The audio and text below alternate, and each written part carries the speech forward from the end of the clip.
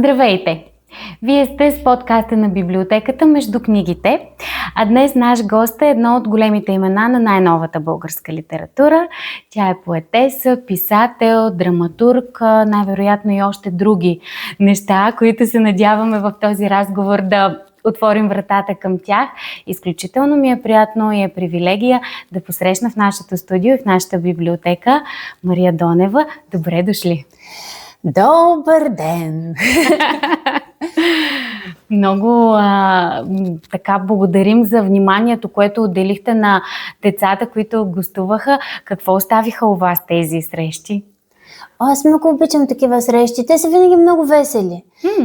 Освен това, за първи път прочетох една книга, която ми е чисто нова. Една книга на Емили Гравет „Меча дрямка“. И аз не съм я чела до сега, защото в нея има много куткодяк, чик-чирик и такива. Мислех, че е много бебешка. А тук имаше хора на достолепната възраст, колко? 9 години? Да, това си е сериозна възраст. Да, които се хвърлиха през глава да куткодякат и да съскат и да джавкат. Много ми хареса. И тази книга изведнъж ми се издигна в очите, че мога да я ползвам. Изпробвана върху деца, нито едно дете не пострада. Което е чудесно. А като казвате за тази книга, едно от основните занимания, с които вие сте популярна, е това, че сте преводач. Можем ли да кажем, че ви е по-любимо от това да пишете? Има ли известна доза творчество в това човек да превежда художествена литература? Не мога да кажа кое ми е по-любимо. Когато ме попита някой ти какво работиш, ми е много по-лесно да кажа аз съм преводачка, защото това е професия.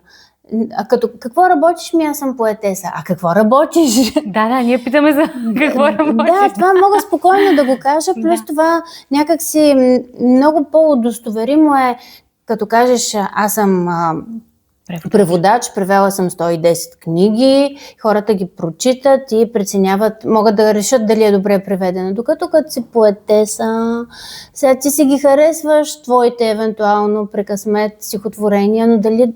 Как се разбира кой е добър поет? Относително. Много е относително, но и двете са ми любими, така че искам да правя и двете. И имаше още някаква опашка въпроса. Дали има голяма доза в творчество и в това да превеждаш, защото то си е, нали, творчество? Ако превеждаш, примерно, в нотариално бюро, документи. Не трябва да влагаш творчество. Не бива, забранено е. Там даже и правопис не прилагат. Доколкото така съм гледала документи, винаги има много правописни грешки. Обаче, ако превеждаш художествена литература, там няма един единствен правилен и най-добър превод. 100 човека ще преведат една и съща книга по 100 различни начина, според това как са вникнали в нея, как се е разбрали, доколко наблягат на една или друга тема, която им е на тях важна. Самия подбор на думите също е доста личен. Дали някои преводачи могат да направят една книга да звучи по-гладко, по-лесно за четене, други да я преведат по-грубо. Някои пък лоши преводачи могат да я направят по-хубава от оригинала. Това е недопустимо. Не бива да се прави така. Забранено е. Каквато е книгата, ти трябва да се стремиш да се доближиш до оригинала максимално възможно. Обаче то си е творчество.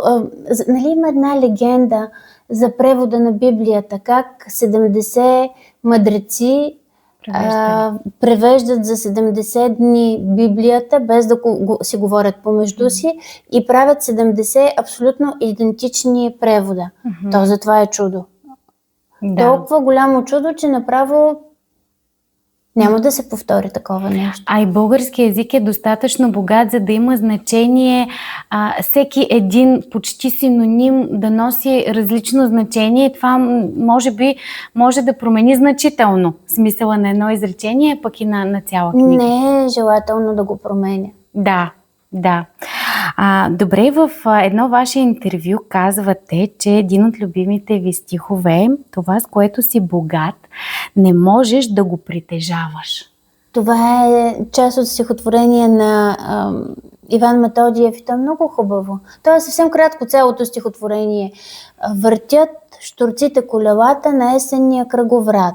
Протяжно скърца тишината като врата към оня свят. Това, с което си богат, не можеш да го притежаваш. Чуй, камъка мълчи ритмично, налие на щурците брат.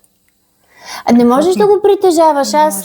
Моето богатство са моите близки, а пък аз не мога да ги притежавам, аз мога само да ги обичам. На мене ми е богатство, като пътувам към Димитровград през красивия месец май и като виждам от двете страни на пътя макове и лайка, тук там е вече ралици и те са ти дадени даром, но ти не можеш да ги притежаваш. Дори ако ги увършеш и ги обереш и ги стиснеш силно, след минута ти ще си ги унищожил. Така че ние сме много облагодетелствани да живеем на този хубав свят и според мен не трябва да се стараем да притежаваме нещата, а да ги съпреживяваме и ако можем да даваме от себе си. Особено в свят, в който притежанието някак си е като че ли издигнато в някаква много голяма добродетел. Въобще на хората, съвременните им е важно да притежават сякаш. То не, че е лошо. Не е лошо. Ама с мярка. Да не, да, с мярка и да не е някаква самоцел. Да. Вие създавате смисъл със своите книги, уверявам ви. И още веднъж изразявам благодарността си и радостта си от тази среща. Тук сме изложили книги ваши, във ваш превод, такива, на които вие сте автор. Имате и един блог, в който качвате различни стихотворения. Как се роди идеята за това? И всъщност някои от тези неща, които публикувате там, намират ли пъти към книгите или това е друга страна на това, което правите? Малко гузна се чувствам, защото напоследък съм го позанемарила този блог. Започнах да го водя през април 2010 година, което прави 16 години. Той вече не е малолетен, той е непълнолетен моят блог. И там, нали знаете, то блога е малко като милодневниче. Да. Там публикувам снимки на играчките, които съм шила, снимки, просто неща, които виждам, снимки от събития, виждаме, репортажни, стихотворения. Не качвам преводи, почти не, защото аз превеждам, защото някой ми е поръчал и веднага отстъпвам правата си за определен срок на издателя. Много рядко качвам преводи. Стихотворенията, които публикувам там, почти всичките си намират място и в книги. Обаче аз си мисля, че ето това е нещо, с което си богат, но не можеш да го притежаваш. Няма нищо лошо човек да си прочете някое стихотворение. Пък после, ако реши да си вземе и книгата, в нея въздействието мисля, че е съвсем различно и преживяването да четеш в книга, там всяко стихотворение е заобиколено от подбрана компания, то е в общество. Въздействието е съвсем различно, пък и удоволствието да имаш една книга и да си я носиш в чантата и да си я показваш и да я подаряваш, да я дадеш назаем, после да се караш с хората, защо не са ти я върнали. Да им оставяш бележки, на които да пишеш. Това, с което си богат, не можеш да го притежаваш. Да, книгата е съвсем специално нещо е книгата. Книгата е специално нещо, блога също е специално нещо и сега, ако ми позволите, аз ще прочета едно стихотворение, което съм си харесала от този блог. Може ли? Божки, какво ли съм писала? Да. Пролетна умора. Безбрежни мозъчни равнини, вятърът гони тръни в полето, сама си казвам, стани и тръгни. Звъня си и си давам заето. Съкрушават ме микроскопични неща, едва се крепя като за пред хора. Единствен белег за пролета е целогодишната ми умора. Вай!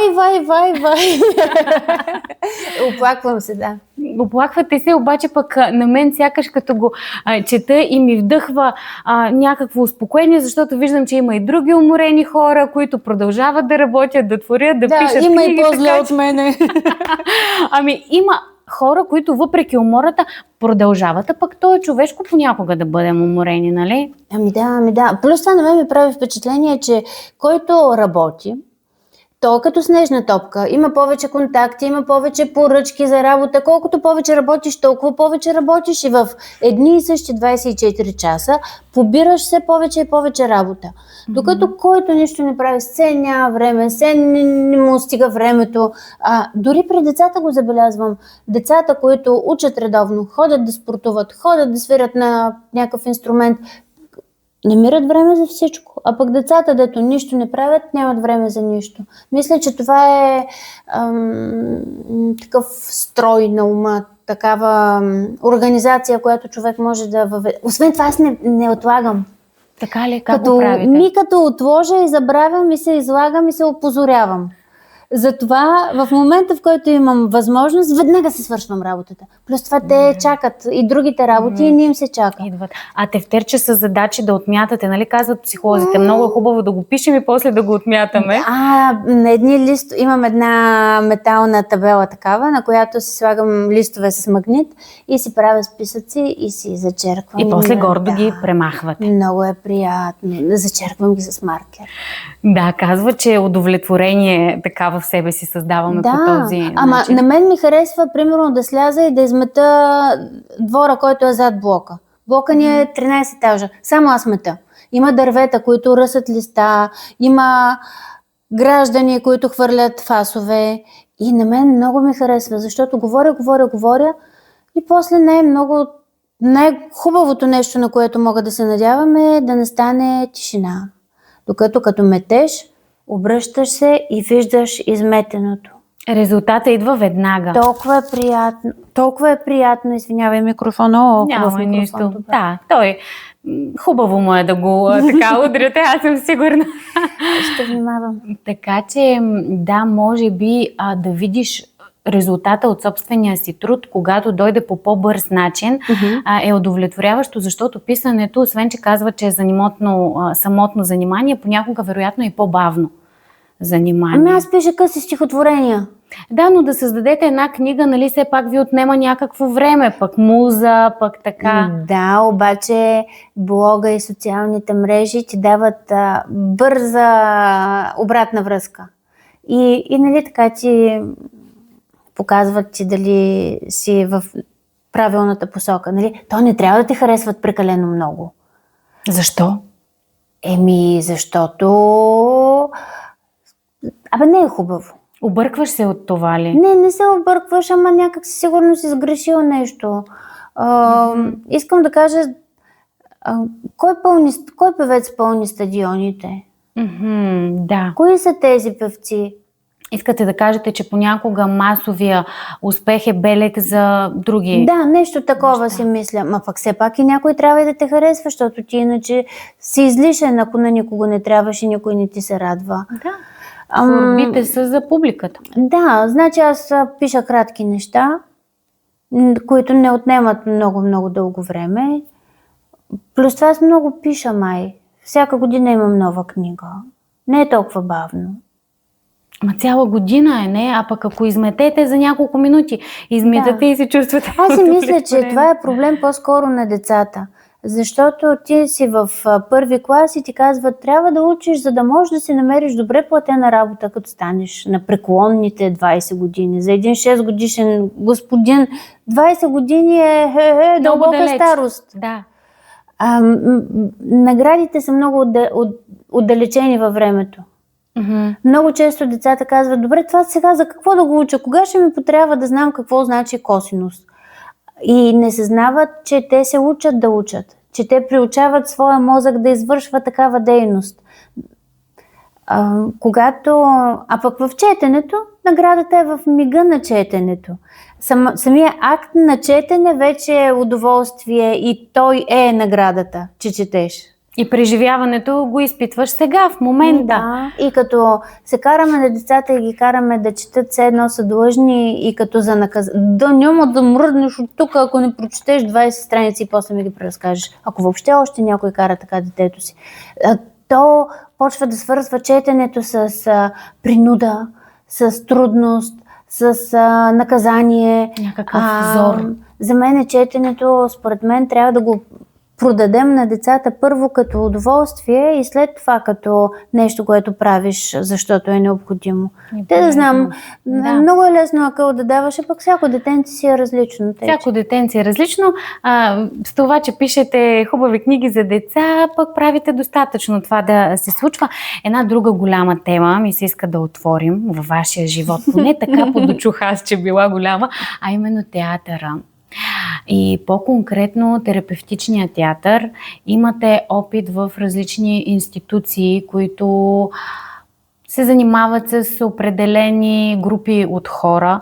Искате ли да разкажете малко за това? Аз мисля, че театъра и изкуството имат терапевтичен смисъл дори за хората, които не се водят болни. Те ти лекуват душата, като те успокояват и те карат да се чувстваш по-добре.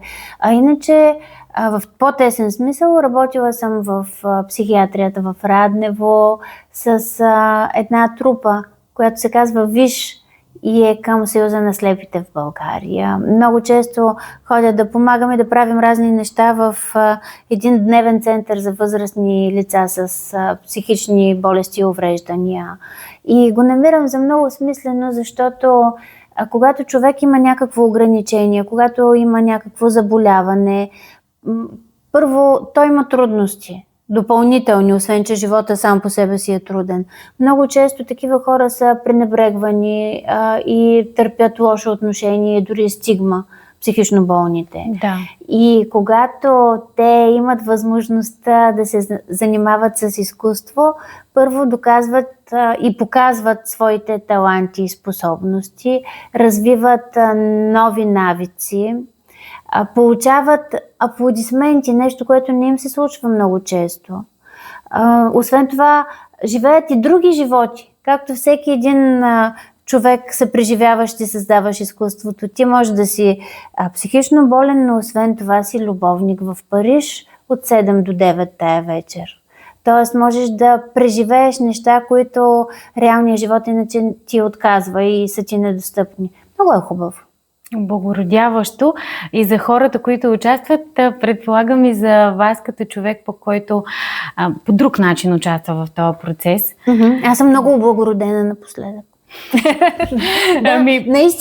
Наистина да, така е. Личи си. Благодарим много за това гостуване в Димитровград, за срещите, които днес направихте с децата от нашия град, за това, че гостувахте в подкаста, отделихте това време и си запазвам правото за една евентуална бъдеща покана, в който разговор да поговорим и за много други неща, защото има какво да си кажем. Много благодаря, много ми харесва тук. Радвам се. Благодарим и ние. А с вас, уважаеми зрители, ще се видим в следващия епизод. До нови срещи!